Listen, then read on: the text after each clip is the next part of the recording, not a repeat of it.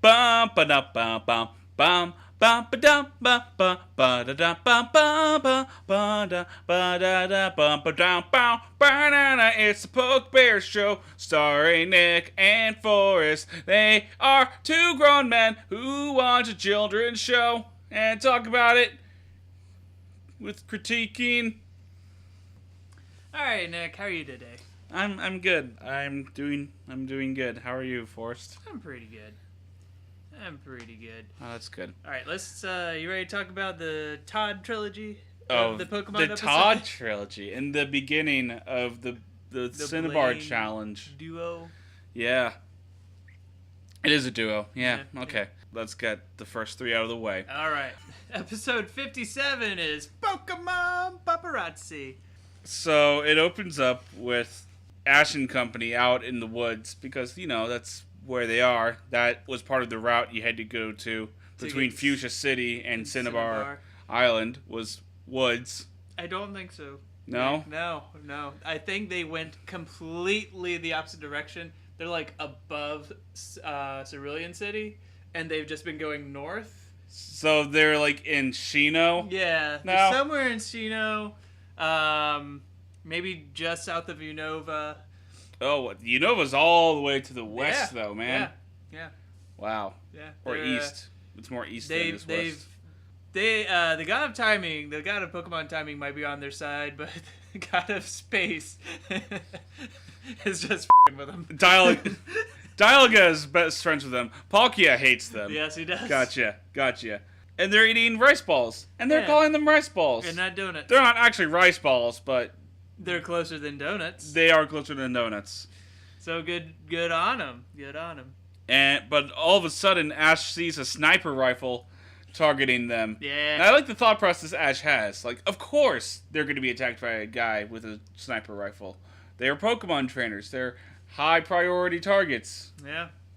I mean, to be fair, the episode even set it up that way. Like, it's going to be a guy with a sniper rifle about to shoot him. Because that's how they shot the scene. I would watch that episode. That would be a horrifying The episode. second half of Full Metal Jacket. Yes. But in Pokemon. That's so terrible.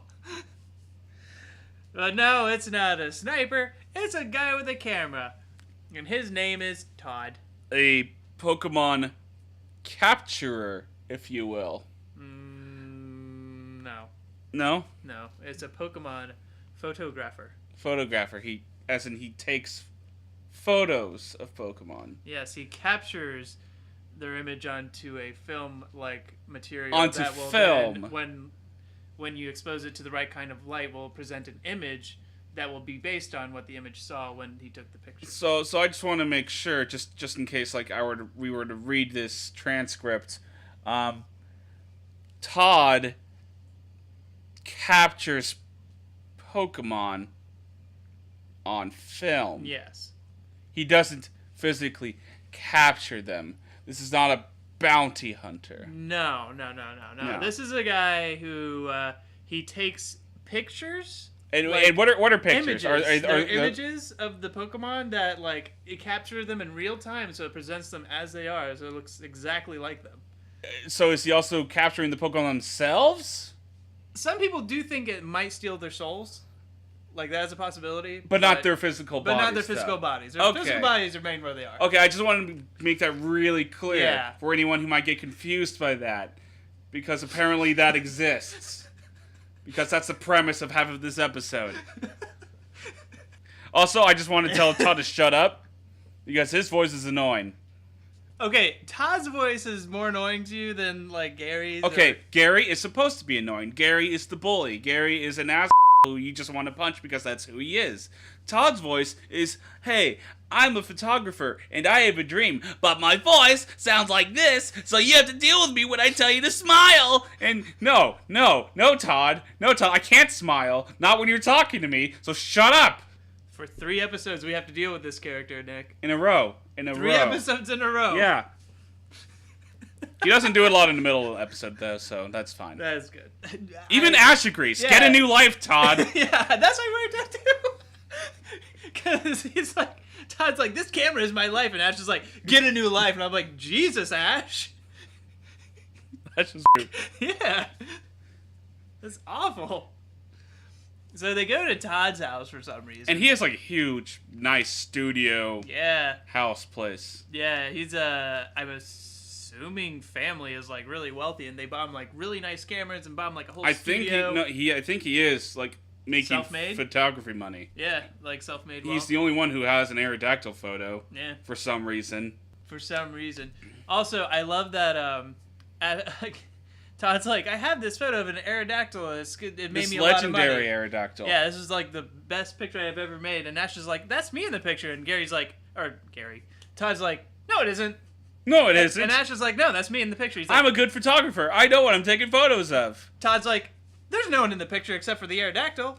And Nash is like, dude, right there. That is me being carried by the Aerodactyl. That outline of a person it's not struggling. Small. This is not small. This is a third the size of the Aerodactyl. This is me. And Todd's like, well, let me zoom in on this picture because I haven't actually looked at this picture before, I guess. Todd's not a photographer. Yeah, a photographer would actually have done that. Yes. He's like, oh yeah, look, there is a person being carried by Aerodactyl. Huh. Too bad I'm blind. Oh, I wrote Todd's a but I wrote Todd is creepy. I can't remember what he did. I can't remember what he did to make me say he told creepy. Pikachu to smile. Yeah, that's right. Oh, yeah. So Todd is wanting to take pictures of Pikachu. Yeah, that's his whole deal. That's his whole deal. He can't tell them why he wants to take pictures of Pikachu. Which makes him sound really creepy. Yeah.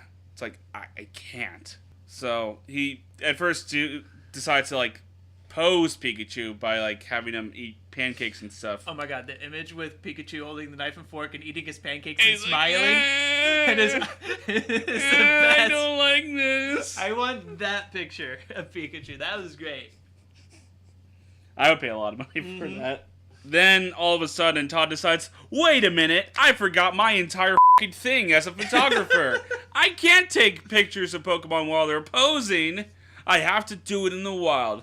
Look at all these bullshit photos of Pokemon in their default poses made by the illustrators of Pokemon. In the wild. I took these photos. I'm pretty sure some of them were just still frames from past episodes we've seen. Like, I'm pretty sure that photo of the Kangaskhan was from the Kangaskhan. Ken Sugimori had nothing to do with my photographs. I wrote down, Todd, have you ever seen the movie Peeping Tom? Because that's who he's reminding me of. He's reminding me of the movie Peeping Tom. I haven't seen the movie Peeping Tom. The movie Peeping Tom is about a photographer who lures women in and then kills them while he's taking their picture. Yeah, that makes sense. Yeah. That's what Todd would do. Give Todd like 3 years, he'll be that guy. He'll be that guy. So he's like, I can't, I got it. He's being all mysterious. He's like, man, I can't tell you why I need this Pikachu's picture. So I'm just going to follow you I'm just going to follow you for a while. Even though there's really no reason for him to not just like tell them, hey man. Because, okay, here's what happened. In a flashback, we see an old couple who looks suspiciously like Team Rocket. And sounds suspiciously like Team Rocket. And has a Meowth who can cry like a person. Tell Todd, oh, we just want a picture of a Pikachu because I'm dying soon. They don't say that. They just say, we love Pikachu. Oh, yeah, they don't want a picture, yeah. Let me capture Pikachu we would love for you. For you to capture Pikachu. Because we heard you're the best Pokemon capturer. Where did they get this information? Okay, I remember. Because there's a magazine. And Meowth read it, I guess. Doesn't read the whole... He stops mid-sentence. Apparently. He's the best at capturing Pokemon. Oh, that's great. Great. We'll hire him. So, Team Rocket's master plan is this one, is to pay someone else to capture a Pokemon for them. Why don't they actually do that, though? Why don't they go on, like, a Pokemon Bounty Hunter website and be like, oh, yeah, that guy. They'll capture Pokemon for... Hey, man, capture Pokemon for us, and we'll split the reward money with you from our boss, in half. There you go. That'd be cool. I'd watch that episode. Yeah, why not? So the Todd, and like this episode was weird because like I didn't care about Todd wanting Pikachu's picture, but that's like what most of the episode was about. It's Todd just following Pikachu and failing to get a. Because Ash keeps photobombing in front of them and being like, "Hi, Pikachu you're too just slow." Keeps running away and like. Todd, I thought you were a professional photographer. Why do you suck at taking photos? It's Like, just take the photo and then surprise them. Don't surprise them, then try and take a photo. That's not how taking pictures of wildlife works, Todd. Take a lesson, Todd. I guess Team Rocket's had enough of this. I guess they're impatient or whatever because they decide they're going to dig a hole because that's always worked for them so well in the past. Well, it's been a while. Yeah, it's been a while since they've just dug a hole. So they dig a hole. They don't lose track of it this time, unlike in the fourth episode or whatever where they couldn't find and they fell in their own hole. Where they dug a hole too well. This time they keep track of it. Ash and company come along. They fall in the hole. And then Todd comes up and he's like, this is the perfect time to take Pikachu's picture while he's in the hole. And he does that. They're probably hurt because they fell down 10 feet. They probably... on their ass. On their ass. They probably, need to be helped out of there. And, they might need to go see maybe a doctor or something. And have they're a like, look at Todd, their tailbones, please some help. x-rays. Hey, man, I think we broke our coccyxes. Please help us. So Todd, as an afterthought, throws in the rope. Yep. And then he notices the very, detailed lines cracking underneath Ash's ass. So then he's like, oh, wait a minute, now get out. But it doesn't matter because Ash just falls through. And he hits the sewer. There's a whole sewer system. Sewer system, and Todd's the only one to go after Ash and Misty and Brooke just stand there. His friends. His supposed friends just stand there and watch him go. So, there he goes again. Well, we probably got another 15 minutes for ourselves. Why don't we? Why don't we just do what we always do when Ash leaves us alone? So they do that, whatever it is. I assume they're playing Crazy Eights. Yeah, I'm sure that's it. Ash and Pikachu go to a waterfall at the end of the sewer. I don't know why there's a waterfall at the end of the sewer. Because that's how irrigation works. Okay. Sure. So then Todd manages to rescue them at the last second by attaching his camera and tripod together and using it as a holder thing. Yeah, somehow the camera attached to the tripod supports the weight of Ash, pulling onto the camera. It doesn't fall off the 10-year-old boy and his 25-pound Pikachu. So that's at least 100 pounds. I don't think that an upside-down tripod could hold onto the weight with the camera attached to the tripod. Whatever buttons in there attaches it could hold the weight of 100 pounds. So Jesse and James appear, and James starts throwing bombs at Ash to... Wait, you forgot... Wait. So they appear, I forget. And they take off their costumes, and then they say, I bet you were surprised. And Meowth is like, nah, they weren't. They weren't. And then they do the Team Rocket motto, and it's just to protect the world from devastation, to unite all peoples within our nation. Because I guess they're still trying to pretend they're the old people, which is dumb because it made for the most lackluster motto they've ever had. They've had some really good mottos before. But this one was kind of... This was the worst. The worst, yeah. This was the worst one. This was on the opposite end. And then Todd says, you tricked me. Jesse says, you tricked us. Don't blame Todd for your illiteracy. Right? Jesse. Well, Meowth, because Meowth couldn't read 2 words over. Well, capture on film. Meowth had to read because Jesse and James are illiterate. That would make sense. So James starts chucking bombs at Ash after Meowth grabs Pikachu with a net. And this is when I legitimately ask, where the are Misty and Brock? Yeah, because they've been gone for a while. They didn't bother to, follow or anything. They're just oh, Ash fell down a hole, in a hole. Let's let the guy who he's been fighting with the entire episode go after him. Yeah, they're just not there. Ash distracts James from throwing his next bomb. Yeah. So then the bomb explodes. That gives Todd enough time to pull up Ash. Ash sends out Bulbasaur. Bulbasaur uses Razor Leaf. Cuts open the net so Pikachu can get out. And then they blast off Pikachu. Blast off Team Rocket. Pikachu.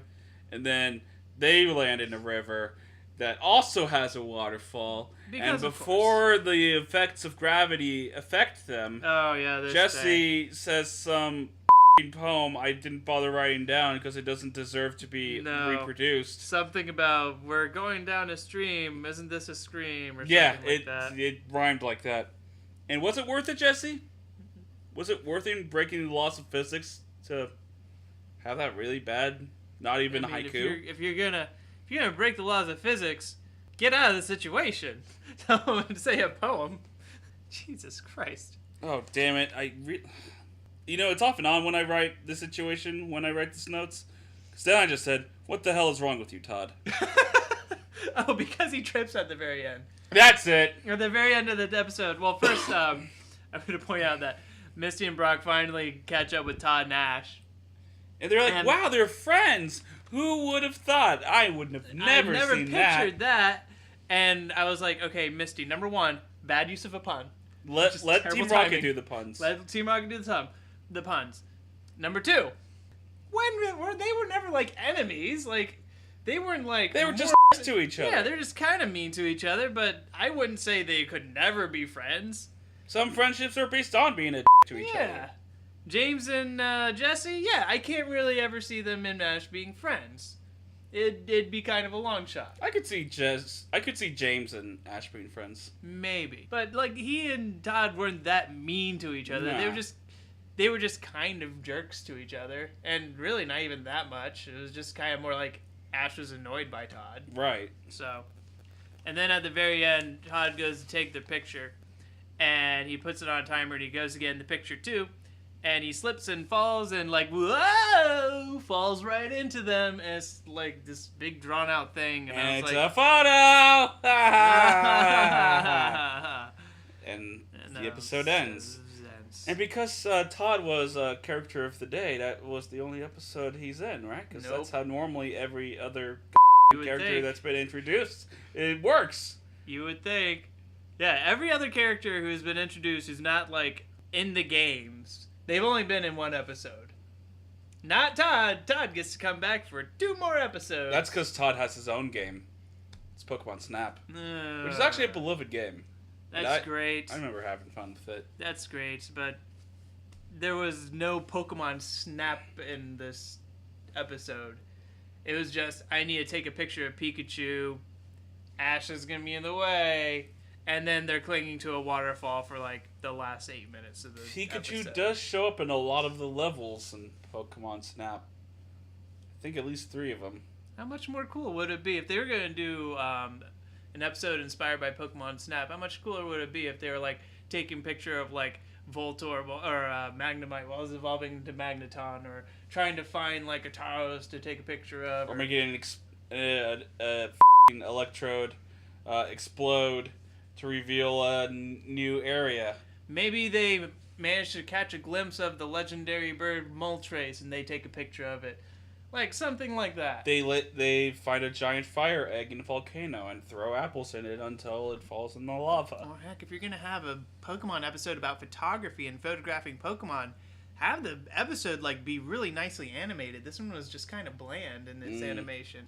So, I didn't like this episode. Neither did I. I gave it 1.5 Voltorb. I gave it 1.5. Yay! Because it's not terrible. Like, it's not Kangaskhan Kid quality. No, it's not Kangaskhan Kid quality by any but means. It's by no means a good episode. No, like, there's very little about this episode that's entertaining. Very, very little about this episode that's entertaining. No, like, I just, like... I wasn't into the plot. I didn't care about the character, because it was just bland and there. The only thing I liked was, like, the character interactions. Some of them. Like, Ash and Todd do have a nice little pseudo-rivalry going on. But even that's left in the background because, like, we gotta get this plot with Team Rocket out of the way instead.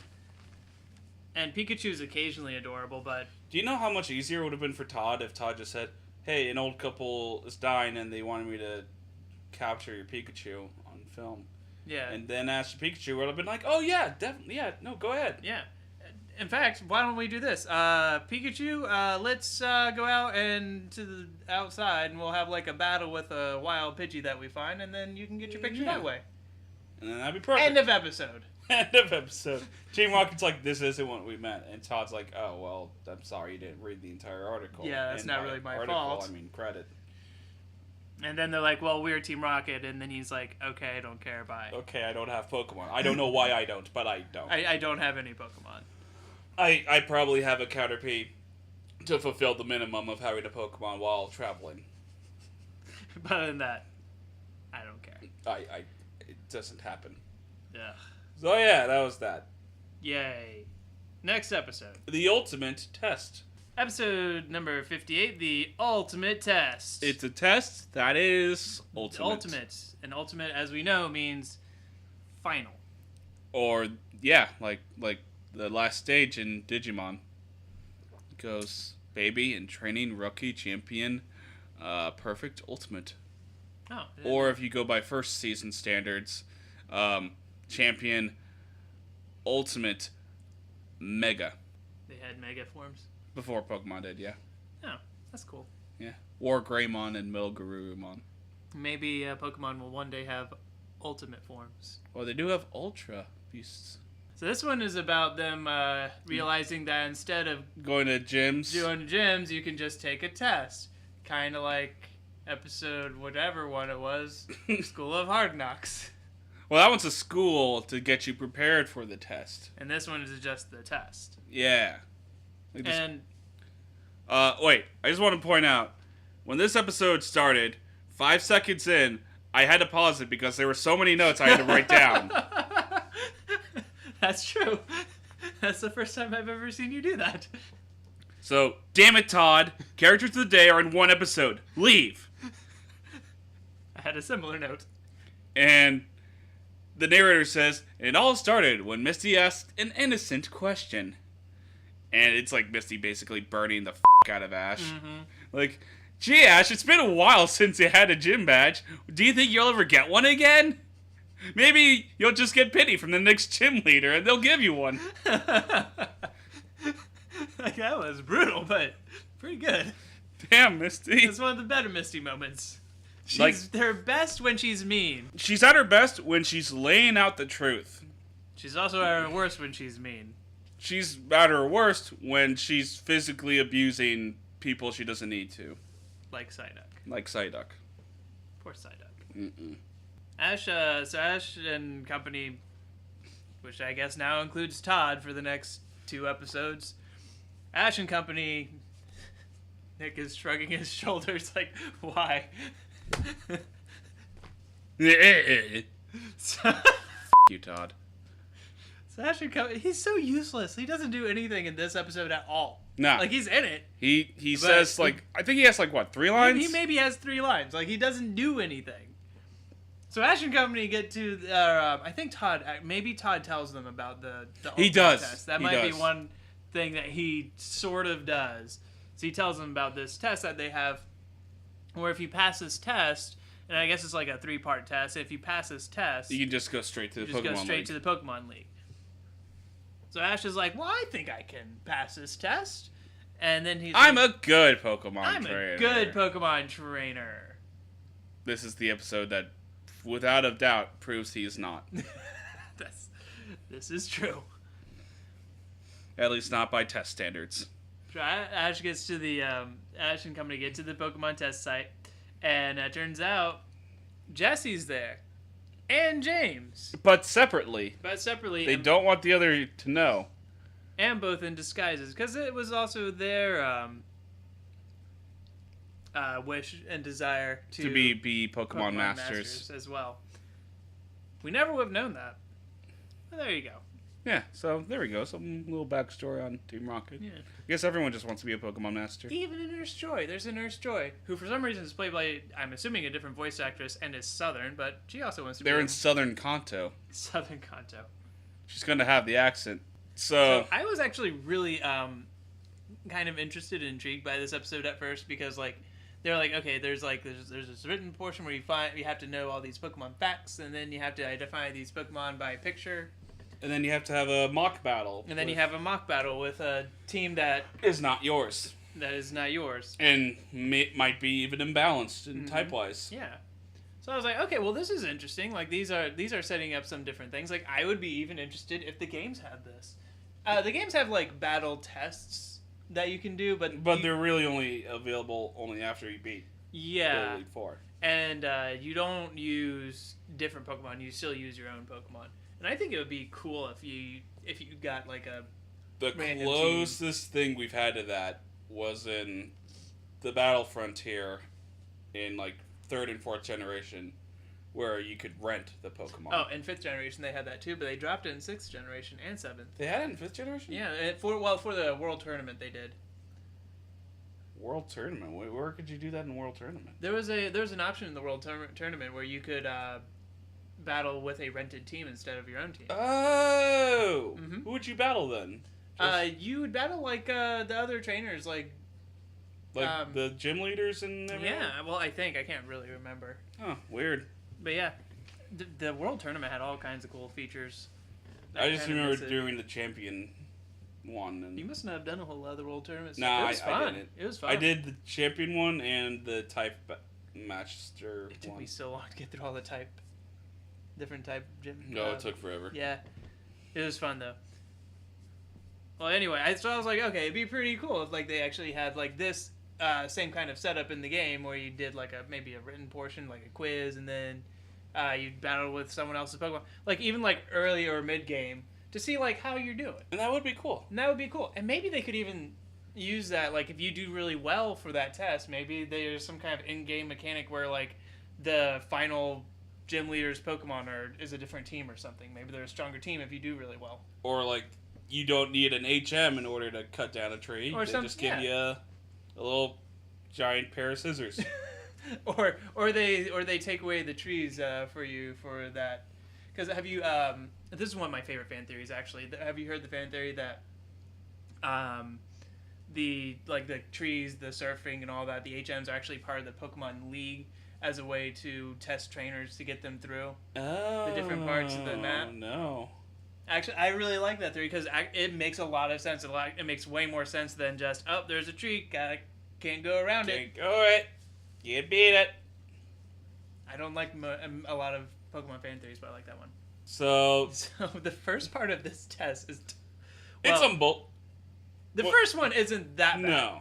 I took the test too. I don't know how I did because they didn't give the answers. I kind of thought they'd give the answers. I thought they would too, but So I have false, true, false, and then a question mark, and then false, false. The Oh, question mark is for the Magikarp question because that was some nonsense. Because like it's only starting move is Splash. Because the way they phrase it is, Magikarp can originally only know Splash. True or false. True or false.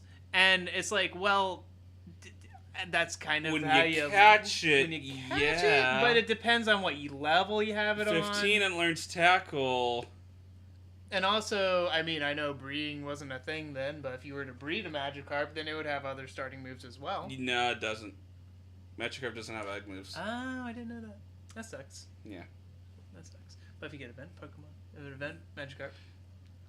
Event Magikarp are like an exclusion. They're not going to be on a league test. Either way, so I think the answer that they're looking for is true, but it was still weirdly worded. That's funny because I had true, false, true question mark. That was the Magikarp one, and then false. And then false. Yeah. I had false, true, false. I can't remember what was the second question. I don't remember. Oh, the one of the questions was Caterpie is the smallest Pokemon, which is false because I think Diglett in first generation was smaller. And I think you're right because Caterpie's still like a foot tall, right? Mm-hmm. And Caterpie's only 8 inches. No, Diglett's only 8 inches. I mean, yeah, Diglett's only 8 inches. I'm pretty sure Diglett was the shortest in generation 1. But does that include Diglett underground? Well, it's the same size. It's just underground. But we don't see the rest of its body. Oh, I see what you mean. I thought you meant like if Diglett dug a hole, would it be the same size? Yeah. That's how height works. It's where you are. I can be on top of a building. I am 200 feet tall. I can dig myself underground. I am not tall. I am negative 5 feet tall. I do not take up space. Alright, so that one wasn't as bad, but some of them were weirdly questioned or weirdly worded. But then they come to the freaking picture test. Well, it only had the one bullshit. They had like 3 bullshit. Oh no, I'm gonna say 2 bullshit ones. They had a few. The first one was the infamous one where it's like there's this black circle and they're like, oh, it's either a Voltorb or a Pokeball or an Electrode, and they're like, it's a Jigglypuff seen from above. First of all, its feet are still long enough that it would be poking out from its body. Yeah. So, no, it's not. Second of all, you did that to trick people, you piece of Voltorb and Electrode should still be acceptable answers. Now, if you said, like, coughing or something, then you could say no, because coughing has little dents. Yeah. That make it jagged. But yeah, no, that was some bull. That was bull. My second bullshit one is the Poliwag swirl to Poliwhirl. And so Ash has Poliwhirl. And then Jesse and James say bullshit ones like Arbok and something else. I don't even know what. Oh, Omanite was the other one. Omanite, yeah. Yeah, which actually, I mean, that one. Omanite was fine. Yeah, that was not a wrong answer. It has a swirl on it. But they said the specific pattern, and it was that swirl in that white circle. Yeah, I mean, I know they were looking for Poliwag. They were, and I said Poliwag. Yeah. Because, as everyone knows, it spins directions when it evolves into Poliwhirl. But then they show Poliwrath. No! If you get that wrong and you're the examiner, then your test doesn't count. The whole test is stupid. Okay, so what's the third bullshit one? The Ponyta tail. Oh, no, I thought that was legit. Well, Ash was like, oh, that could be Charmeleon or Charizard. I'm like, well, yeah, because it's just a flame. Nah, the flame was, like, way too long to be Charmanders or Charizards. Like, they're more rounded, more torch-like. Yeah. The Ponyta was more of a blaze. That's kind of splitting hairs in my opinion. Yeah, I would. It's the difference of telling what kind of fire you have. Chemical fire or, Well, you know who agreed with me about that test being bull? Ash Ketchum? No, Jessie. Oh. Because Jessie gets mad and she leaves the test. That's true, she does. Yeah, so, ha. Well, good. Congratulations. Failing member of Team Rocket agrees with you. Thank you. So Ash is like, well, I think I did really well on that test. And they're like, well, where's your picture on the scoreboard? Because the scoreboard, like, ranks the trainers from, like, best score to the worst score. And Ash is like, oh, I'm probably over here where the best scores are. I can't see my picture yet. Ash but is I'm way off on his own screen, split off with Jessie. And James. And Jessie's disqualified, so She got a 0. Who did better, James or Jessie? Or, James or Ash? Ash. Ash was marginally better than James, so Ash was only the third worst score. By the way, I really like James's disguise. Yeah, James's disguise is cool. You know, like little circular glasses. He's like a John Lennon look. Yeah. He looks like a super nerd from the games. He does. Alright, and now it's time for the final, and in my opinion, what should have been like the most interesting portion of the test. The mock battle. The mock battle. And, yeah, it was sort of interesting. So, yeah, this is when you rent Pokemon that aren't yours, and you don't know what the Pokemon are. Which, that's fine when you're picking the set, but you should know what the Pokemon are before you send them out to battle. Yeah, I agree. They should have let them, like, look at them like, okay, so I got, I don't know, Staryu, Sandshrew, and a Rapidash. Okay, so now I know what Pokemon I have. Let me get my... So now when I see someone else's Pokemon, I'll know which Pokemon to send out. Because if you're going into the Pokemon lead for the Battle Championship... You're going to know what your own Pokemon are. Yeah, you're going to know what strategy you use ahead of time. This is just to see how well you are adapting to new strategies. I don't know if you need to be able to think on your feet for it. Right. So, just... Because the other person, you don't know what the other person's going to send out anyway. So James gets, like, a nicely balanced team of Charizard, Ivysaur, and Pikachu. Yeah. And he manages to lose, because he's terrible. But he does better than Ash does. Does he? I can't remember. How does his battle go? He sends out Pikachu against the dudes. Graveler. And that Pikachu can't affect Graveler. Yes, this is important for later. This is important to know. That Pikachu does not affect ground-type Pokemon. No, it doesn't affect attacks. rock-type Pokemon with his electric attacks. Bullshit. That's examiner. what the Russian examiner says. How do you can't hit rock types with electric attacks. It's ground types. Ammonite and Kabutops are completely immune from electric attacks. They actually were in that one episode. They were. Yeah. God. Yeah. It's almost like the makers of the Pokemon anime never played the games. I wonder if that's the case. I'm curious. I bet at least some of them have never played the games Some before. of them probably. James is like, okay, well, you know what? You. I'm saying now 2 Pokemon. 2 Pokemon, and then it says, oh, well, you can't send out 2 Pokemon. What the is double battling?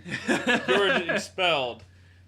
And James is like, well, I don't play by the rules. Oh, yeah, I have to, I guess I do. Sorry. I'll just leave now. And so Jesse and James have, a good idea. So they stay around for a bit. Yeah. So then it's up So then Ash goes up for his test. And of course, the Pokemon they give Ash are Weezing, Arbok, and Meowth. What are the odds? Like, at least balanced teams. I know. Not just random teams with 2 poison types and a normal maybe type. Somewhat balanced, or like what out of 146-ish Pokemon that you could possibly have for your battle test. What are the odds that you're gonna give him the same 3 Pokemon that he sees every day? Phenomenally low. I guess like 1 in 50. No, it's like if you get all 3, the chances of getting all 3 of those Pokemon out of 146, that is laughably low. Like it's in 1 in the thousands. At least. There's no way. There's no way. So, but Ash does because you. We're writing the episode to be funny and not to be good or poignant or just show out the culture of the world. Show off the good culture of the world, the good Pokemon, whatever. Nope, we're just Arbok and Weezing. He sees those every day. Look at that. He has the villains team. So Ash is actually competent with them. He uses Smokescreen to repel Flareon's flamethrower. And his Weezing manages to beat the Flareon. Then Jolteon against Arbok, even though he could have kept in Weezing because Weezing wasn't done yet. But whatever. But the Jolteon beats the Arbok, and then the Vaporeon beats the Meowth with Ice Beam. And that pisses off our the Meowth we know and love. So that Meowth goes in. And he's like, "How dare you lose with that Meowth and blah blah blah." So he scratch attacks Ash and then frees the frozen Meowth. And then they all attack the Russian dude with... Well, you forget that first the Russian guy was like, "What? A talking Meowth? I gotta have me one of those." That. Without even questioning, be like, "Hey, does this talking Meowth belong to someone?" Like, that's pretty incredible, if not. A wild Meowth would talk? A wild Meowth who talks like, surely someone around here owns this thing, right? Nope, just, I'm gonna catch it. I'm going to catch it. So then, they all gang up on the Russian dude. But it doesn't work because the Russian dude's raised all the Pokemon. Yeah, and then Ash has the finishing blow with his Pikachu because of cars. Yeah. Of cars. Oh, I know. Weezing uses Explosion. And then, that's right, and then Ash is like, "Weezing, use Explosion!" And then the Weezing uses Explosion and blasts off Team Rocket. And then the examiner's like, "Hey, man, you're pretty good at battling. Wanna try for the test again tomorrow?" And Ash is like, "Nah, I'm good." You sure? You'd probably pass. "Nah, I'm good." But you wouldn't have to go through... "Nah, I'm good." You would instantly be in the Pokemon... "I'm alright. We will pay you. I'm gonna do it my way." Okay, Ash. You do it your stubborn-ass, stupid way. You would probably pass the next time. Like, we're gonna help you out, man. Like, I know we're like finishing last, failed the written part, and you failed the mock battle part, but that was some bullshit on our part. We'll give you that. Nope. So how many Voltorbs? Oh wait, no. But then we find out that our friend Meowth, stayed, and then the regular Meowth was with Jesse and James. Yeah, and they're like, "Meowth, say something." He's like, "Meowth, Meowth, Meowth," because I'm Meowth, and they're like, "Oh, whoops." All right. And that'd be cute. That would be cute if Team Rocket had an actual Meowth. If they just had a Meowth, yeah, I would. It's just probably prefer that, actually. So yeah, that's that episode. Yeah. So I give it 2.5 Voltorbs. See, I'm only giving it 2. Really? Do tell. Well, it does have a lot of the bullshit in the test. Yeah. Kind of took off points from it. Yeah, same. There was no reason that only Ash should have taken the test. Or you know what? Yeah, Brock and Misty are already in the leagues, I guess. Yeah, they don't need to gym take the leaders. Todd doesn't have Pokemon. And who cares okay, about that answers that question. But it's still silly that we only see Ash take the tests. Yeah. To me, they even set up like we're gonna follow Nurse Joy as well, and then we never do. Yeah, nah. It's just Ash. Nurse Joy's even waving to them goodbye as they walk off. We don't see anyone who can like pass the test like well to kind of counteract Ash or anything. We don't see like, oh hey, I have Caterpie. I will have it use tackle and string shot in conjunction with each other. Yeah. Nope. Nah. Just lame. Yeah. We see failing results and only failing results. Exactly. I gave it 2.5 because I really liked what the concept of this episode was. More like the strategic part of the Pokemon and like testing your knowledge of the Pokemon rather than just battling them. And that's cool. That's why I gave it a 2 and not a 1. Yeah, because the concept of it was really good. But it's really just the concept of it that was really good. Because the execution is poor. The execution is poor. It's not very well paced. Nothing of real consequence really happens, except that Ash learns that he's not that good yet, which we've already been taught that before. Multiple times, and we didn't get that taught to us in a new way or anything. We did, and there was no consequence of him losing. We did confirm that only Ash's Pikachu can hit ground types. That is true. Well, no, we haven't yet. This was set up to the confirmation. That's true. But now we know that other Pikachus can't. Can't hit ground types. So, I mean, but I don't know. I didn't hate this episode, but I didn't like it. Yeah, that's fair. I wanted to see them do something good with this concept, but didn't get that. Did not get that.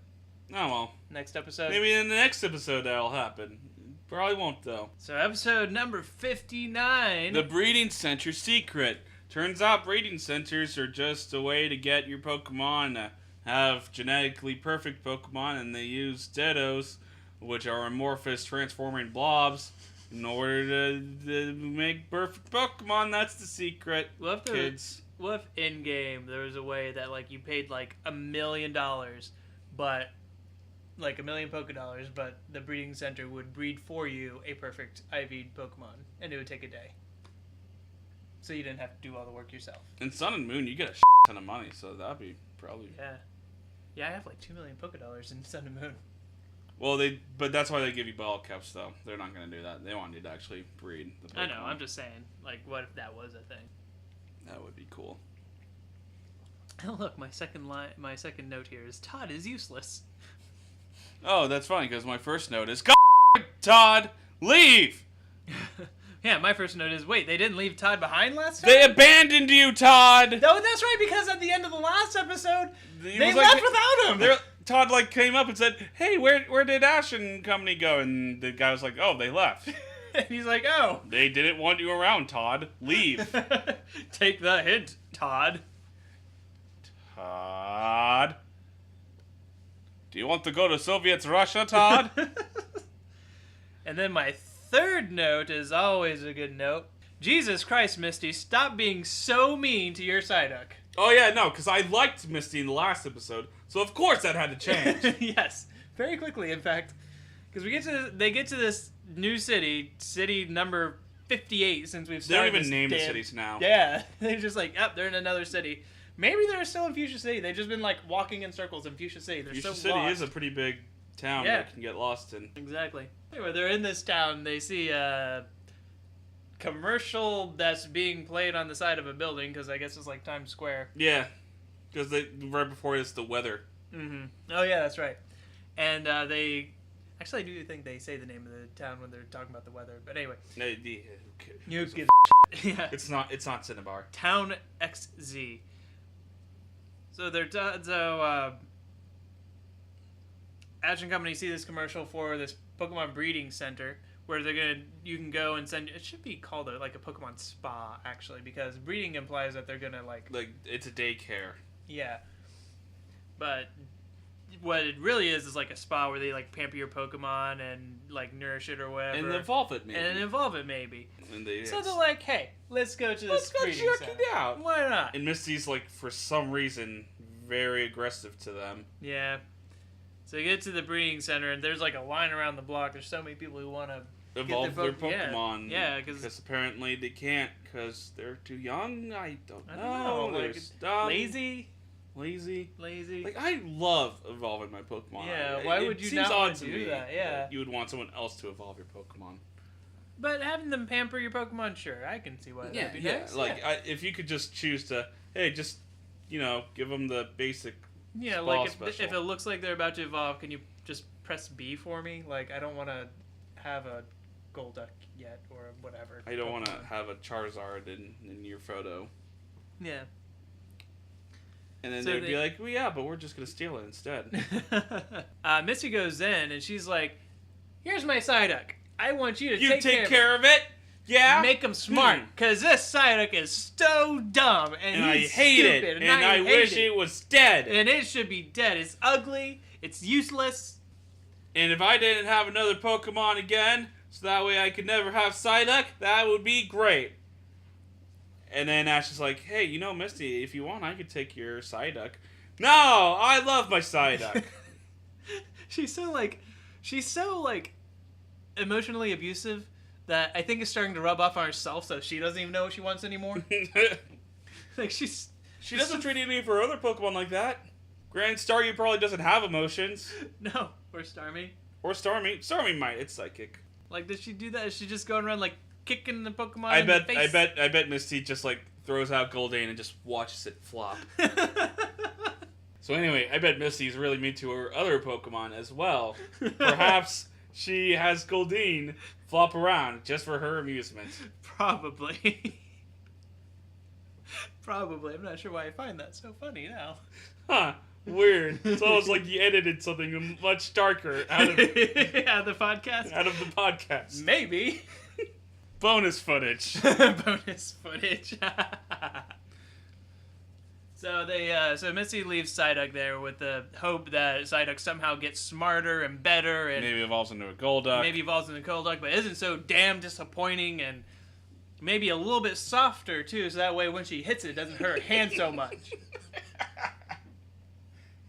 And they're like, you know what? I'm hungry. Let's go get something to eat. Oh yeah, that's a good idea. Let's go do that. They're gonna get oh, hey, did you hear? There's a free buffet.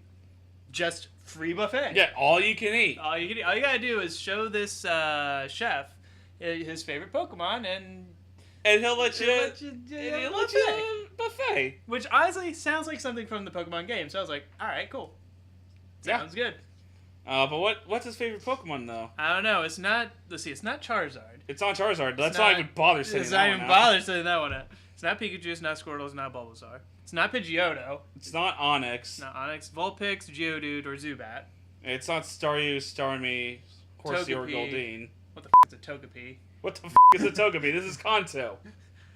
So we're like, okay, it's gonna be Psyduck. It's gonna be Psyduck. It's gonna be Psyduck. It's gonna be Psyduck. Oh, look at that. It's Psyduck. In a French pose. Yeah. He's got a picture of Psyduck, and Psyduck's like, paint me like one of your French girls. It's his favorite Pokemon. His favorite Pokemon. Wink, wink, nudge, nudge. So Misty's like, well, I got me a Psyduck. Let me go get him from the spa so that I can give it to you. Will you be here in a couple minutes? Yeah, I'm just waiting for ice cream. Oh, God! The urgency! So they go to the Pokemon spa, but it's closed. Oh. So they do what any good person would do, and they break in. Because they need that ice cream. And that ice cream. They don't break in, but the front door is unlocked. / maybe side door. I can't remember which. They're trespassing. They're trespassing, but also they left the door unlocked. Still trespassing. Still trespassing. But still, they left the door unlocked. I'm saying maybe in this scenario, both parties are in the wrong. I mean, yeah, but like when I nearly got arrested, the door was unlocked. That's true. That's another story for another day. That is another story for another day. Long story short, Nick almost got arrested. For accidentally walking into a house. Because the door was unlocked. Accidentally. So they go into the Pokemon spa, and they go into the back room, and they're like, wait a second. This isn't a spa. They're all in cages. It's sad. This is shenanigans. Todd, be useful for once in your life. I forgot Todd was in this episode. Yeah, nah. So now he's taking photos of all the different Pokemon in their sad states. Psyduck has its eyes peeled back. Taped back. They actually taped them back. I can't remember why. to make it look smarter. Great. Yeah. Good. And they get to this. They find this conveyor belt, and they can hear on the other side the daycare or the spa lady and guy are on the other side, and they're like, "Well, what's this going on?" So they listen in, and it turns out that they are Team Rocket, but not the Team Rocket we know and sort of love. This is a new pair. New pair Butch that are and Cassidy. Butch and Cassidy, a much more competent one set of Team Rocket folk. Yeah, they're at least smarter. Yeah, well, I wouldn't say they're more competent. They're at least more, I don't know if I would say more creative with their plans. They're better at coming up with plans that should work. Giovanni trusts them more than Yes. Jesse and James. Of course, he probably also trusts, Jim down the street more than Jesse and James. Jim, the latest recruit of Team Rocket. That's terrible. That's so bad. So they but Giovanni trusts, everyone more than Jesse and James. Team Rocket So, A. Team Rocket, they're Team the Rocket Z team. Z. Yeah, they're the Z string of the group. So Cassidy and Butch, Their plan is basically to just steal the good Pokemon and lazily apply makeup or evolutionary stones if they can to the Pokemon that are left in their camp. Yeah. So Apparently James had a Weeping Bell. Yeah, I don't remember that ever being brought up once. He left it there the other day, though, so... He left it there the other day. He's like, "Oh, my Weeping Bell," because I knew that James had a Victory Bell, but I was like, "Oh, I can't wait to see the episode where he obtains Victory Bell. That's gonna be interesting." Yeah, no, he just finds Victory Bell in a cage. Yeah, he says, hey, this is mine. This is mine. This tote's mine. I totally left this here. Maybe he stole it. Actually, that would be clever. That would be clever. If, you see a trainer at the end of the episode said, "Where's my Victory Bell?" That would be. I would like that. And that's why Victory Bell constantly eats James. It's not because he loves him, because he's trying to kill him and get back to his original trainer. This Victory Bell is the first of many Pokemon that James will have that will physically hurt James in order to show their affection. That's kind of sad. Yeah. But also kind of funny. It's funny when a Pokemon does it to a person, but not when a person does it to a Pokemon. Yeah. That should be The Pokemon can't help itself. Yeah, they don't know any better. Or, Misty should well know better. You have thought, Misty. Come on. You have a sense of right and wrong, Misty, or you should. I don't know if your sisters raised you or what your parents were doing, but come on, Misty. Yeah, that's terrible. So, what do you think of Butch and Cassidy as characters? Butch needs a better voice. Oh, God. I'm Butch. Yeah. I'm voiced by Harvey Firestein. I have a Butch voice. I literally sound like this the entire time. And Cassidy's just a Jesse clone. Yeah. Honestly, their characters are indistinguishable from, early Jesse and James, from, their first episode. Yeah. There's nothing to them. Nothing. I mean, just, we're evil. competent. Yeah. We're let's get back to that. Supposed to be competent. Let's get back to that. But they do manage to pin Ash and the crew and Team Rocket, who also broke in to steal Pokemon. Jesse and James. They managed to pin them as Pokemon thieves. Yeah, they're trying to steal all the Pokemon here, Officer Jenny. And Officer Jenny's like, well, there is no point in me listening to the supposed robbers when they say that you have a bunch of Pokemon in cages back there. I'm not going to listen to that at all. I'm not going to investigate or anything. Oh, and Butch took Todd's camera. That's right.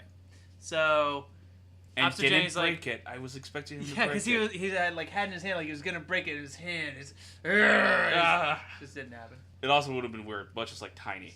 Yeah, he is. He has no muscles. Very Riley.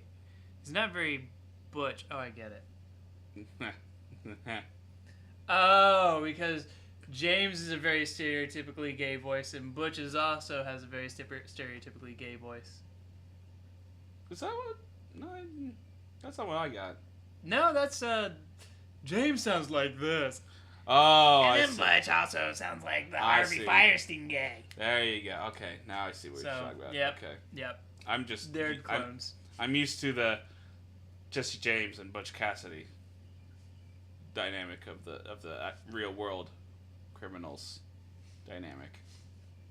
But yeah, no, that makes sense. Gay voiced men. Gay voiced men. So they're in jail now, Ashton Crew and also Jesse and James. But Misty managed to escape with Pikachu and Togepi. She did. So Misty goes back to the spa the next day. Or was it the next day? It was the next day. Was it? What did they do that night? They spent the They're night just in waiting jail. for it to reopen. And Misty was just like, well, I guess I'll just kind of hang out and wait for them. Gonna go to Pokemon Center and rest up. Yeah. Get a fat sweater and a baseball cap. Baseball cap. And she goes in and she's like, I need my Psyduck back. They're like, all right, here you go. And while they're going to get Psyduck, she sends Pikachu to look around, find the camera, and come back. And then she takes Pikachu and Psyduck to Officer Jenny's like, hey, man, here's Check some out this pictures. camera. Yeah. We told you. Do your job, Officer Jenny. And Officer Jenny's like, this is a good picture. Wow, Pikachu. this is a good picture. I'm going to do it because I'm Officer Jenny. I don't like Officer Jenny's voice. I'm sorry. This Officer Jenny's so stupid. Well, all the Officer Jennys are so stupid. But she's, as you said, aggressively bad at her job. Aggressively bad at her job. Like, she's arresting the wrong people. She's not doing any police work at all. She's not filing any paperwork. Mm-mm. She's not asking questions. The judge is going to give you a hard time. She's not, like, saying, like, well, they say this. What do you say about this? Nope, she's just like, well, they say this, so that must be the truth, so get your ass in jail, bitch. Yeah. So Officer Jenny and Ashton Crew go back, and they leave Team Rocket in jail. Ashton Crew and Officer Jenny go back to the spa, and they're like, hey, man, we're going to shut you down. And they're like, we have Eradicate. Okay, die. Yeah. And they're like, oh, that's our only Pokemon for some reason. Guess we'll just kind of run away. And they do. But they don't, because they get captured because... There's only two of them, and they don't have Pokemon. And where are they going to have go machines, anyway? Yeah. So, yeah. That's why Jesse and James are probably performing better. Yeah, because, like, they don't get caught. Like, they're too busy being blasted off. I don't know what they do to survive that. But how they do it. Do. But they do. They'd rather die than go to jail. That's right. So at the end of the episode, Ash and Misty and Brock go their separate ways from Todd, who, yes, he's still in this episode. Don't worry. Don't worry. We forgot about him, too. Remember? Todd's going to go off to the Rocky Mountains, I guess. Yeah, he's going to take pictures over there. And that's the end of that. And Ash says under his breath, good about time, you piece of shit. Kill you. And Team Rocket's tunneling underneath the jail to escape. At the same pace as Ash and Crew are walking. Yeah, they are tunneling super, super fast. Like, don't use machines, Team Rocket. Just use your obvious upper body like, super strength. They are super strong. We've seen them, like... We've seen Jesse stop a high-speeding Dragonite with a frying pan. Land face first through a rock. Yeah. Now we're watching them, like, dig at, like, walking speed, like, an entire, like, 8 feet tall wall of dirt. Like, yeah, these are... Maybe we shouldn't contend with Team Rocket. Mm-mm. Maybe they're better than we give them credit for. I think so. So, did you like this episode, Nick? I did, actually. I gave it 3 Voltorbs. Did you? Because it's got the whole, like, plot development thing going on that I like to see in shows. As opposed to just, oh, hey, here's a character. Here's Team Rocket. Oh, no. Oh, it's the little things, like plot, that make us happy. Actually, I gave this one 2 Voltorbs. Also, James has a new sidekick Pokemon, which is hilarious. We don't see him in the next episode. Victory Bell? Nope. Well, we don't see them at all next episode, do we? Yes, we do. We'll get to that when we get to it. Wow, I forgot about that. Yeah, we'll get to that when we get to it. So for this episode, that's all that okay. Oh, okay, I remember them. Yeah, Yep. They were in there for like 5 minutes. Though, Yeah, exactly. Sorry, 3 minutes. So yeah, no, I didn't really care for this episode. Oh, why not? Why lower than the Ultimate Test? Well, well, the Ultimate Test at least had good ideas. This one, like, Butch and Cassidy were just... They were just so bland as villains. Like, they were completely indistinguishable from Team Rocket. Like, from Jesse and James. Except for they were perceived as being more competent at their job, but they're just clones of them. And that's true, and that's why I only give it a 3. If they were like actually like good villains, this would probably have to make it to the 4 full tour episode. If they were good villains, like I would like this episode, but they are not good villains. They're just so bland. But I like the idea that they have, and like the progression of the show. Like they move throughout it. Yeah, but there are just too many characters that they were juggling. Like, they didn't need Butch and Cassidy in this episode. They could have just stuck with Jesse and James. Like, Jesse and James could have been behind this plot and actually been able to do something for a change. Like, almost, like, get away with a scheme. Like, my God, it could have been good for them. And James could have just stolen the victory bell. Yeah, and James could have just stolen the victory bell. Instead of probably stealing the victory bell. Instead of probably stealing the victory bell. Todd was completely useless. Like, His photos! This character has absolutely no His personality. camera! Like, yeah. He has a camera! He has no personality other than, I own a camera. This is a thing I do. I take pictures. This was the most useful Todd has been since his introduction. And all he did was take pictures of the Pokemon, which... Good job, Todd. Good job, but they could have worked around that some other way if he wasn't in the episode. They could have said, Jenny, please, just go like just go 15 look. feet into It's the not that shop. far, we promise. If we're lying, lock us up. By all means, but just go look. Get a warrant. Get a warrant. So no, I thought this was dumb. I thought there were too many missteps in logic. I'm glad it had a plot. I am so glad it had a plot. Now, if it could just have a plot that makes more sense, I'd be more happy too. Okay. Is fair. that fair? That's fair. Okay. Makes sense. Points for having a plot.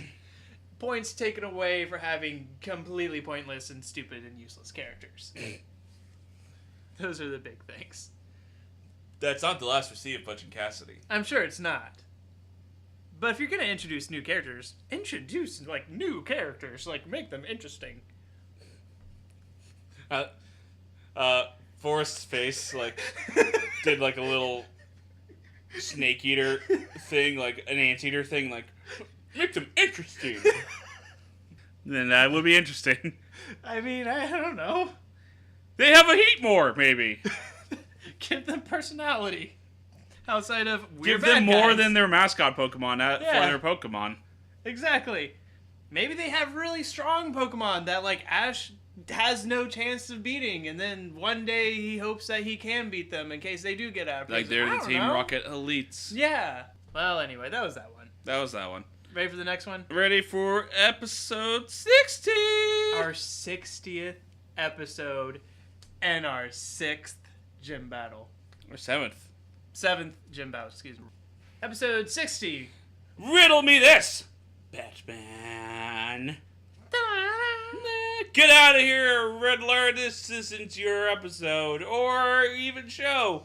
You can't stop me, Batman. Yes, I can. Oh, no. Oh, why? Oh, God, it's not supposed to bend that way. I don't care. I can do what I want because I died. I miss you, Adam West. Well, that went to a weird place. Adam West died, remember? I know he died, and it was very sad. Yeah. Adam West has never been in Pokemon, Nick. No, but Batman has. No, he hasn't. Gligar Man has. Oh my god.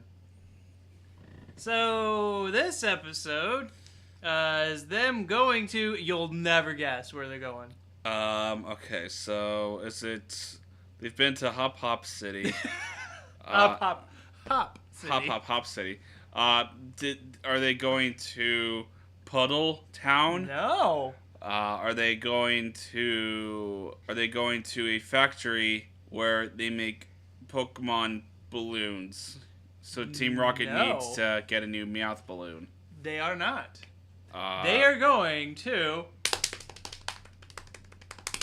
Cinnabar Island. What the fuck? What? Oh shit! I know. What port did they go to that it took them 28 episodes to get to from the Fuchsia Gym? to get on the boat to go to Cinnabar Island. They're so lost. 28 episodes. They're on the boat. Misty says, I can't wait to get to Cinnabar Island. I'm like, neither can I. For God's sake, enough of the filler. For all that is good and holy. Enough for all of the that, filler. for the love of Arceus. Okay, so wait. Enough of the filler. Let's go over real quick what happened since the Fuchsia City battle. Okay. Ash did evolve his Charmander to Charmeleon, Yes. and then to Charizard. Yes. Misty got a Togepi. Misty got Togepi. James got a Victory Bell. Yes. Jesse got Lickitung. Jesse got a Lickitung. Yes. Anything else? That's about it. Wow, okay. Yeah, that's about it. That's all the, like, story stuff that happened. The other stuff that happened included, let's see, oh, we almost forgot that he got in a race. He found a lost little boy. He caught a bunch of Taroses. Oh, he caught Taurus, yeah. He did. Then he took some medicine across a bridge and he fought a bunch of bike gangs. He's like, God! He killed them with his knives. He went into a computer to save the world. And then it was a holiday, so it took until over Christmas for him to get here because he went to Santa Claus. He went to the the North Pole. That's why it took so long. He went to the North Pole. He had to get back. From there, he got trapped in a mountain with his Pokemon, which he had to eat in order to survive. He had to go out and catch a whole bunch of other Pokemon. You forgot about that. Then he got rid of Pikachu. He got another Pikachu, and then 2 more Pikachu. Then he got rid of 3 Pikachu. He got another Pikachu again. Then he found a bunch of people who loved Eevees. He woke up a Snorlax. He went to a place called Dark City where he was like, stop fighting! And then he evolved his Charmander thanks to a bunch of Exeggutor, like, killing people. And then there was a Paris. That was all I could say about that one. Found a bunch of fossil Pokemon, evolved into Charizard, and then he became a doctor. He became a doctor, Nick. He became a doctor. We found out James's entire backstory and my favorite episode so far of the whole show. He came across Farfetch, and Farfetch destroyed his Bulbasaur, like stabbed him to death, and then ate him in front of his face. Then they hatched a Togepi, and they had to figure out who's going to keep Togepi, and of course, rightfully Brock kept Togepi. Not Misty because she just happened to be there at the right time? No, it was Brock. Brock kept Togepi. Then Bulbasaur evolved, and they're like, well, we can't have that. So they shot Bulbasaur, so he's had like 4 different Bulbasaur, if you remember. Then Misty got to a competition where she had to fight her way out through a crazy 88. Then it was perfect hero day, and Meowth became a hero. And finally, after 20 years, they made it to Cinnabar Island. That was beautiful. You're welcome. Okay, so we get to Cinnabar Island at long last. And what do we do once we get to Cinnabar Island? It's a tourist trap. Yeah, and we gotta find a hotel. And we gotta find a hotel. But wait, they find a hippie dude. Yeah. And he gives them Ritalin. Oh. I'm sorry. He tells them that he has to wake up at Snorlax. I'm sorry, I was wrong. He gives them a business card for his hotel, the Big Riddle Inn. I thought it was just it was Big Riddle-in. Yeah. Because I remember saying, Big Riddle-in. And I said, Ritalin. Riddle-in. It's a drug. Yeah. That you take to get focused. So...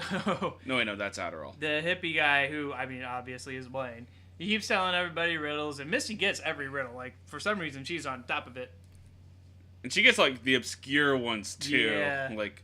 What's hot and cold at the same time? And she knows, I can't remember what the answer is. I like Ash's answer. Hot springs. Hot springs? I think that's what, yeah. Because they cool you down, and a lot of tourists find them, or no, they're hot, and tourists find them to be cool. Oh, I like Ash's answer better, because he's like, you open up a refrigerator, door. you stick your face next to a light bulb, and then you wrap yourself in an electric Like blanket. it, you'll be hot and cold at the same time.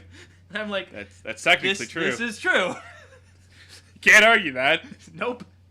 It's not the right answer, but it's right. So they spend like the entire episode basically trying to find a hotel to sleep. Gary's It's like there 10 too, by the minutes, way. Yeah, Gary's there. And he's just there Being for a annoying as vacation because usual. apparently he has all the badges already. Pretty much every badge that you can find. Isn't it revealed like later on at some point that he has like 10 badges? Yeah. In Kanto alone. Yeah. And one of them is not Blaine's gym because he. One of them apparently is not doesn't buy them. Blaine's gym, and one of them is not Giovanni's gym. Wow, so there's like 4 extra gyms in Kanto that we Yeah. know nothing about. Yeah. So Ash could have gone to maybe one of those gyms In within between. 28 episodes. For Christ's sake, Ash. But no, we gotta find Jigglypuff and give her a whole story arc. Oh, yeah, God, Jigglypuff. We gotta. Because Jigglypuff comes back. Let's just be clear. Todd gets 3 episodes in this show. Primeape got 2. Oh, the one where it's captured and the one where it's released. That's right. It's mentioned in a third. He's like, should I bring out Primeape? Nah. Oh, damn it. So, what were we saying about Gary? He's a dick. I wrote, wow, Gary's a dick. I don't remember why, but he's a dick. I mean, yeah, he's just a like, he's like, I'm better than you, Ash. Suck my genitalia. I'm gonna go to a hotel that I have booked ahead of time because I plan and don't get lost for 28 episodes. I'm also gonna hire some entertainment. I don't know that it's Jigglypuff though, so that will give the annoying character that you have dealt with in a couple of episodes a return, and we will probably see this Jigglypuff again more. By the way, my name is Gary, and I am a That's what Gary said, word for word, I think. Pretty much. Yeah, Jigglypuff is in this episode. I almost forgot that fact. Yeah. Because she goes in, she sings, she puts people to sleep. I don't know why Ash, Misty, and Brock were like, oh no, let's run away. Like, Because they take a know nap, yeah. Jigglypuff's shenanigans. Yeah, but like, take a nap, man. Like, they've been up trying to find a hotel. Like, They don't want to nap right in the middle of outside Gary's window, because then they'll have to deal with the fact that they're going to wake up and see Gary having a reverse gangbang with all of his Oh, goddamn. prostitute ladies. Why do you think he has them around? I don't know. This is a good point. So even the Pokemon Center is booked up, Yeah. and Ash is like, I think we were the only ones who actually had Pokemon. And that should be a requirement to stay at a Pokemon Center. Like, Well, they're maybe- only for Pokemon trainers. Well, maybe the Pokemon Center doesn't want to discriminate. It should. It It's should- a Pokemon Center. It's in the name. It's like 11 o'clock at night, and they finally look at the brochure they were given like 4 hours ago, and they're like, oh yeah. Like 7 hours ago. Yeah. It was clear daytime. Yeah, they're like, oh wait. This is a The hotel. big Riddle-in. And they're like, oh, well, where is it? And it's a riddle, of course, to figure out the location. Missy's like, It's gotta find the clock. And, oh, hey, there's a clock way the up there. I'm able to see it because I have hawk vision, apparently. So they go to this hotel. Yep. And it's completely empty, which is weird. No one else, like, No. every other hotel in town is booked solid. It's like Blaine but- just like picks a random group. Yeah. Says, I'm gonna let them go to my hotel for free. Weird. I have the best business model. This will keep my gym running. He even feeds them for free. So yeah, nah. Blaine is not a business trainer. He would make Clay the business gym leader very upset. Yeah, he would. And Unova. Yes. Blaine gets a phone call while Ash and company are eating, and he's like, what? The Pokemon Center is being The attacked. Pokemon Lab is The being Pokemon attacked. Lab is being attacked by people in a balloon, and they're like, Team Rocket, well, let's go do that. So they go, and they're like, all right, Pidgeotto, go poke a hole in the balloon or whatever. Pikachu go shock him to Go death. shock them. They do that, and that's the end of Team Rocket. That- That's literally all Team Rocket is in They this showed up episode. on the boat too, but they No, were... not on the boat. They were already on the Oh, island. they had like a vendor or Yeah. something. They had they had to make some money to pay for that balloon. Their 60th balloon. Yeah. 60 episodes, a balloon for every episode. Yeah. That makes sense. Nah, 58. We'll assume they had the first one for the first 2 episodes. That's true. So yeah, so then they hang out in the hot springs after they deal with Team Rocket, and Because honestly, They deserve it. Because Knott's Blaine told them that the gym still exists, and it's where firefighters would never win. And for some reason, this is the hard riddle. Like, this is the one that they can't figure out. Not even Misty. Yep. And to me, that was the most obvious one. Like, they're on Cinnabar Island. It has a volcano. You can see the volcano. Firefighters would not survive a fight against a volcano. Against a volcano. Togepi goes on top of the... Does its fairy-type magical bullshit Yeah. intuition. Hops on top of a little Gyarados waterfall that's spitting water into the hot springs. And a bunch of... Okay, wait. Why was this part of that, then? The little wall goes down, and then, like, the man side and the woman side can see each other now? Because I think the wall was attached to the wall that was keeping up the gateway, so when that wall fell down, the wall also fell down. I feel bad for, like, the man or woman who found that accidentally, and they're like, oh, well, here's some titties now. But I like how they all screamed when they saw each other. Yeah. When Misty was wearing a towel. I know. And, Well, Ash wasn't, to be fair. oh, that's true. So they, I guess, get dressed. They go down and they get to the volcano. the volcano. Get to this big door, and they go in. And The hippie guy greets them. Yeah, he's like, "Hey, I'm hippie guy. I mean, Blaine." Blaine, and he takes off his hair. And most mustache. importantly, his mustache. Keep your mustache, Blaine. You had a mustache in the game. You look so much better with it. Blaine literally has the most glorious mustache in the whole series, and he gets rid of it. And he has a stupid voice when he's not doing his. I'm Blaine. Yeah. I trade fire types. Yeah.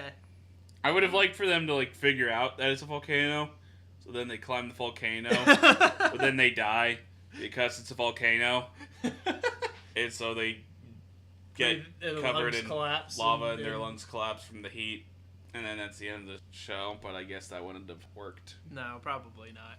So Ash is like, well, I'm gonna challenge this guy to a Pokemon battle. And Blaine's like, yeah, challenge me to a Pokemon battle, 3-on-3. Yeah, and he sends out Ninetales, and Ash sends out Bulbasaur. I'm just kidding. He actually sends out He Squirtle. sends out Squirtle, which, Good for you, with Ash. the rules of this show, apparently is a good idea. But now they actually do take levels into account. Yep. And his Squirtle sucks because he never uses it. Yep. So the Squirtle dies from heat exhaustion. Yep. That Ninetales takes that Squirtle out. So then he sends out Charizard. and for some reason Blaine takes back Ninetales. Maybe Ninetales only knew Fire-type attack, and Blaine didn't want this battle to take 50 turns. That might be fair. So then he sends out Rhydon. Really? I don't know why the freak Blaine has a Rhydon. Because they live in lava. Okay, fine. So Blaine has Rhydon, and Charizard's like, I'm gonna go take a nap. Which is silly, Charizard. Like, it's a pretty giant rock monster. It should be a challenge to you, like, man. Like, you should want to battle. it reminds you of Aerodactyl, doesn't it? Nope, it goes and takes a nap. And it left field, so Charizard is out of the battle. Yep. So then Ash sends out Pikachu. Mm-hmm. And doesn't work because it's ground type. Except it does work because he needs to hit the horn, which is a lightning rod. Doesn't make any sense. One of the most infamous battling scenes in all of Pokemon. I can imagine why. In Lieutenant Surge's battle, Pikachu grounds himself with his tail, acting like a lightning rod. Yes. That makes him immune to Raichu's electric attacks. Yeah. In this episode, Rhydon's horn acts like a lightning rod, and when Pikachu hits it, it takes Rhydon out? Yeah.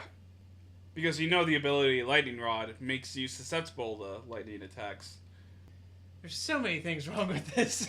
So, Pikachu, one hit knocks out Rhydon. Rhydon. I can never say that. One hit knocks out Rhydon. One hit knocks out Rhydon. So Pikachu one hit knocks out Rhydon with an electric type attack, which he has done with Geodude and Golem in the past, and we have not. And we also saw in a previous episode that another Pikachu could not take out a Graveler, which is also a part ground type with electric attack. It's because Graveler has 4 arms. That second set of arms makes you immune from electricity. Bullshit. Ash's Pikachu is magic. Oh, okay. That makes more sense. Honestly, it does. It's the only thing that's been consistent about this whole thing. Blaine is like, well, you beat Rhydon. And for some reason, I'm not going to sound out Ninetales again. So here's my most powerful Pokemon, Magmar. And Ash is like, Magmar? And Magmar appears and it says, Magmar. What's that Pokemon? And Magmar has like the most epic appearance ever. It does. Like it just shows up out of the lava, floats for like 5 seconds, and then comes down. And then Magmar is like using like Fire Punch, and Pikachu's evading because Pikachu is fast. But the Fire Punch like hits Pikachu around the cheek, so it burns. Yep. And then Magmar uses Fire Blast, and End you'll of the find episode. out what happens next time. Wait, hold on. This Magmar is also immune from Pikachu's electric attacks because of bullshit science. Oh, I forgot about that. I didn't even bother listening to their explanation. I was like, bullshit, whatever. I don't care what your explanation is. That is bullshit. It was like creating like an air current with the heat, and it made it a shield against electricity. Like I don't know. Even if the science in that made sense, I would still call bullshit because that's That's not even an ability. no. There's That's nothing. not even a move. So Magmar, to reiterate, Geodude is susceptible to electric type attacks. Onyx, Onyx is susceptible to electric type attacks. Golem, Golem is susceptible to electric type attacks. Rhydon. Rhydon is susceptible to electric type attacks. F***ing Magmar Is completely immune. Damn it. Yeah. I actually don't feel so bad now with giving my relatively low score. Because I did like the battle in this one. Besides the moderately ridiculous Bullshit parts. Yeah. Things. Because the battle scenes were actually more or less entertaining. Because they were fun to look at. And they were like a cool epic battle. We Yeah, haven't had like- that. It's been like 28 episodes. It's been even more than that because I didn't really find the fuchsia battle that entertaining. Yeah, there are not. Actually, there haven't been many good battles in the show besides maybe the Lieutenant Surge one and the Misty one against Ash. I don't even. I only say the Lieutenant Surge one. So there have not been very many good battles. So this has been one of the better battles in the game, or in the show so far. So for that reason, I'm giving it 2.5 Voltorbs. I'm giving it 3 because You're giving it of 3? only that reason. Of only that reason. But there's just a little bit too much bullshit in the battle, and then the rest of the episode just kind of dragged. It did feel like a long episode. It did. It felt so long because they spent most of the episode looking for a hotel, and then we've got Jigglypuff. I mean, I thank God Team Rocket was only in the episode for 3 minutes tops. I did like how Jigglypuff's song did have the little guitar Yeah, the little guitar strumming. beats from Electabuzz and Hitmonlee. Jigglypuff. Ding. Jigglypuff. Jigglypuff. Ding. So that's kind of cute. funny. That's kind of cute. But nah, I really only liked the battle. Yeah, the battle was the only reason to watch this one. Then I'm excited for the next. Yeah, episode. this is the first time I've The been excited for the next episode. one. I'm sure the next episode will be even better. Yeah. So, cliffhanger for the first time since probably the Sabrina gem. Yeah. So that's cool. Woo! Woo! And that's our 4 episode at a time anime review of this week. Our 60th episode. Did that guy just boo us? No, it was supposed to be like a. Oh, like one of those horn things. It sounded like a boo from me, but I don't know. There are so many people here from such a far distance. I can't tell. Oh, You guys rock. thank you, lady. Have my bra. Oh wow, that's. Why is there a battery in this bra? Is she a robot? Are you a robot?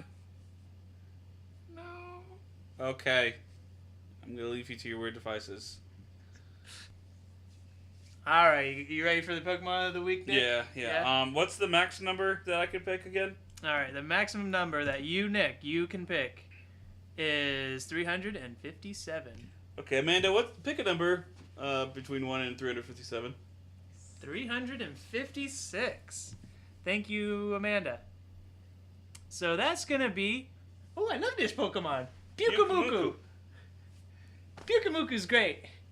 You haven't even used it yet, have you? I haven't even used it Oh my yet. god, it's I so have an great. idea to use it, but I haven't. Oh, I haven't executed it yet. It's adorable. It is adorable. I do It is find it adorable. really cute.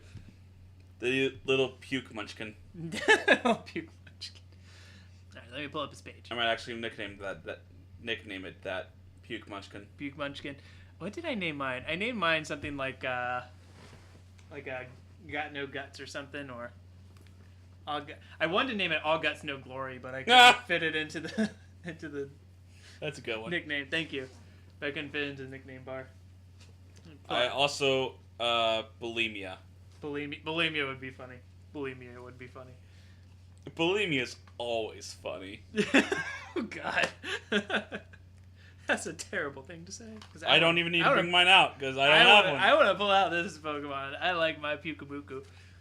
And I think my Pyukumuku is just the default one. You catch it in the wild, so I don't even... Oh, man. Oh, I bred mine and everything. It's great. Like, I've just bred other Pokemon. It's not that I don't like Pyukumuku, I just haven't... You just haven't got to it yet? I'm prioritizing Pokemon whose evolutionary forms I don't have yet in the theoretical national dex. Gotcha. So that's why I'm raising, like... Wait a minute, why am I raising Bagon and Beldum then when I already have them? I don't know, maybe I just missed them and I want to use them in actual tournaments now. That's probably it. There you go. So Pyukumuku is a great little Pokemon. He's very gimmicky. He's kind of like a Wobbuffet.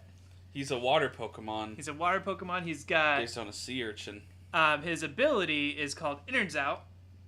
And what that ability does is if you knock out Pyukumuku, you lose however many hit points he had left when he got knocked out. So if it only had one hit point left, then you only lose one. Damage, yeah. But if it had all of its health and it had, like, I don't know, 200... Its maximum is 240 at level 100. And if it had 240 health, you lose 240 health!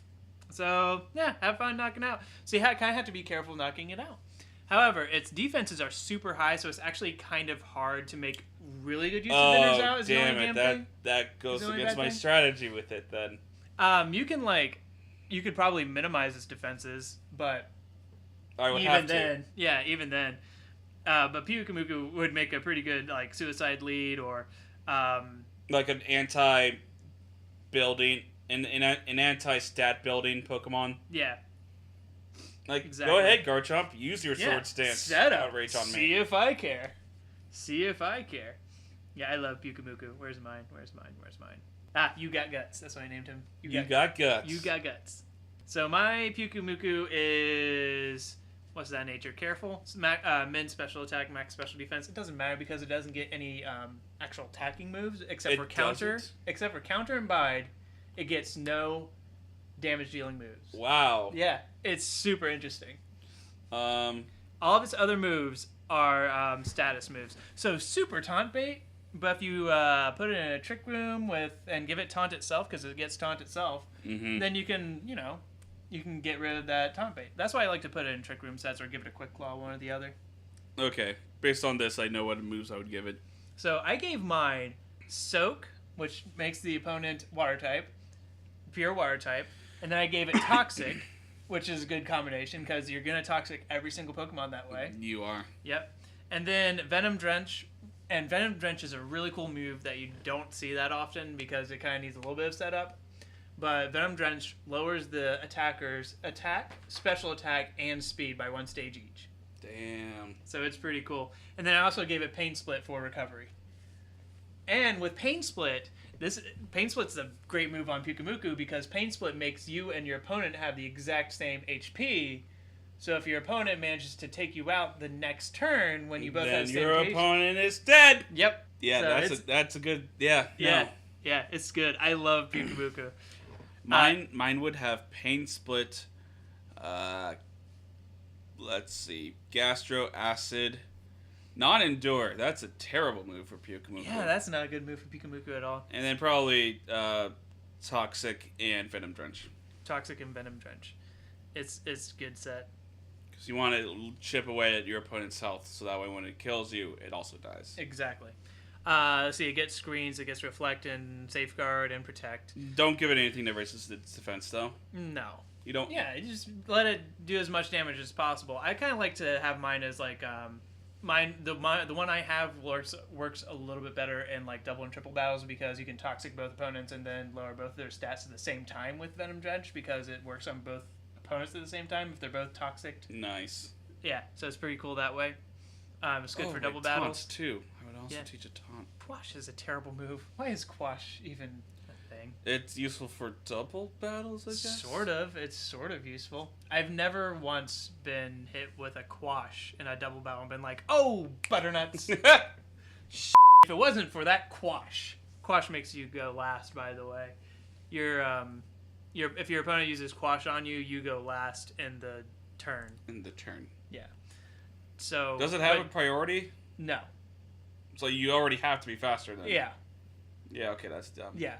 So I can see like very situationally how that would be useful, but it's kind of dumb. Does it work if the person you're going to use it on wants to use a priority move? I don't think so. Well, it wouldn't because you would need to have like Prankster in order to use Quash. So Yeah, no. I don't know. Substitute would work pretty okay with Pyukumuku probably. Nah, man, you want to have as much health and you are little defense as You possible. are on that. Like, let it die. My Pyukumuku's a missile. It is a landmine. I love Pyukumuku. It's actually probably one of my favorite Gen 7 Pokemon. Swagger it's adorable. would be a good move. Yeah, Swagger would be a Swagger. good move with it. Because if it doesn't take itself out with confusion, it's going to take you out and then take itself out in the process anyway. Mm-hmm. Let's see. Pyukumuku trivia section. Pyukumuku has the lowest base speed stat of all water type Pokemon. It's tied for lowest of all Pokemon with Shuckle and Munchlax. Wow. Interesting. Pyukumuku is the only Pokemon that can learn TMs outside of moves it learns leveling up, but cannot learn Hidden Power, Frustration, or Return. Because it can't learn any offensive moves. Because it can't learn any offensive moves. That's interesting too. Its shiny form is cute. It is. Its shiny form is like green with like little yellow spikes on it. It's a bunny. Yep. Yeah, I like Pyukumuku. Its animation in battle is cute too because like its guts come out and it does like little hand symbols and stuff. Peace. Thumbs up. And like smacks you if you use counter with it. I rate it. Now this is only a placeholder rating because I haven't actually like done anything with it, and I plan to do things with it. So I'm going to give it 2.5. 2.5? 2.5. Okay, great. Voltorbs. Great. Pyukumuku. I give it a thumbs up. I like Pyukumuku. That's good. All right, Nick. So you wanted to talk about? Well, I wanted to talk about. You wanted to talk about it too. Yeah, don't leave yourself out of that one. Yeah. So last week we watched Pokemon the first movie, and we tried out our Pokemon drinking game. We might have added too many rules. Because Nick... speaking of puking, because Nick got I got faced. He had. I went through 7 beers. To be fair, wow, that is impressive. In an hour and 10 minutes. We only had like 15 minutes left to go before. Yeah, I almost made it, and You I'm almost kind of made pissed it. at myself because of that. Yep. So the rules of the drinking game. Let me see if I can remember off the top of my head. I can remember them. If you Can you? If you Okay, can, so but you try first. it was a drink for every time they said psychic or power or both.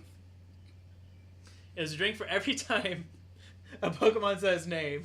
It had to be its full name. Though. It had to be its full name. Every time a Pokemon said its full name, you were taking a drink every time it said even part of its name. So every time Pikachu spoke, you were like, "God, Pikachu, shut the up." And it was funny. Only if it was like Pika and then Chew later. And that would only count for 1. If it was like Pika, Pika, Pika, Pika, Pika, Pika, I would be like, shut up, Pikachu, that's annoying. It was every time, we'd take a drink every time they use a range attack, so like Shadow Ball, Razor Leaf, Flamethrower, anything like that. Anything that hits Thunderbolt. from a distance. So that scene when Pikachu's climbing up the staircase and he's shooting down the Pokeballs and are trying to chase him. I was like, God damn it, no. Stop it! And then he would say, Just give up! Pikachu! Give up! Give up, Pikachu, I can't take it. Do you remember the last one? No, I don't. Oh, puns. Yep. Puns is also what f***ed us up. Because Team Rocket was just laying it down with the Yep. puns. Oh my god. I went through like an entire beer in the first like 10 minutes. I was like, okay, I need to slow the down or else I will end up underneath this table. Meanwhile, I was on 2. I know. Actually, we stayed pretty even for a little while, but then I held back a little bit, and then you went ahead of me. I think I ended up going through 4. 4? Yeah. That's not bad. No. I was feeling it. I was feeling it. I was. I know you were feeling it. And we heard you feel it. Fortunately, Inside Forrest the has had bathroom. past experience with going to the bathroom and washing his hands when I need to vomit. Yes. Because one time we took spring break together, and I had gone through an entire 40-ounce of Cobra really quickly. And then I stood up too quickly because I felt the need to vomit. So then I knocked on the door while Forrest was using the bathroom. And I said, "Forrest, would you please hurry up?" He said, "Hold on, I'm washing my hands." "Forrest, please, this is urgent. This is an emergency. It can wait, Nick." "No, Forrest, it can't wait." So then he opens the door, and then he just barely manages to step out of the way as I vomit over the entirety of the bathroom floor of this poor hotel that we had booked. Oh my god. I wrote an apology note and tipped them very well the next day after wiping it off with a towel. So this time when I was using the bathroom and then I was washing my hands, I heard Nick knock on the door, and I was like, I am going to learn from past mistakes. 6 years later, I will rectify my previous error and open the door immediately. Or I would clean it. And this time, Nick made it to the toilet. Just barely. I heard it. I was like, that happened very quickly. And actually, the rest of the movie, after I vomited, was kind of mellow.